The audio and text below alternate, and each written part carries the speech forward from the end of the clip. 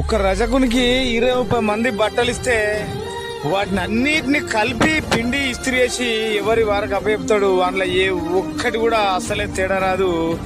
ఒక యాదవ్ గొర్రెల కాపరికి 200 గొర్రెలు ఉంటే అందులో ఒక్క గొర్రె తప్పిపోయినా వెంటనే దాన్ని గుర్తించి దానిలో కలిపేస్తాడు. ఒకవేళ పిల్లలు ఉరినా కానీ ఏ పిల్ల ఏ గొర్రెదో తెలుసుకొని వెంటనే వాటికి కలిపేస్తాడు.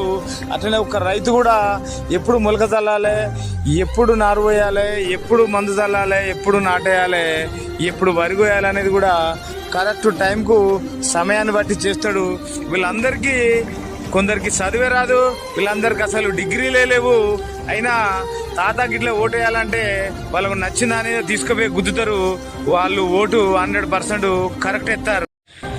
అయ్యా, మరి పెద్ద పెద్ద చదువులు చదువుకున్న మీరు ఓట్లు ఎందుకు వేయలేదు?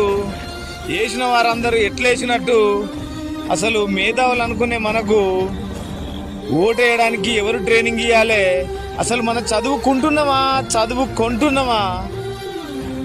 చదువుకున్న వాళ్ళకన్నా ఇంకెవరో నయం అన్నట్టు అవుతుంది. అందరికీ నమస్కారం.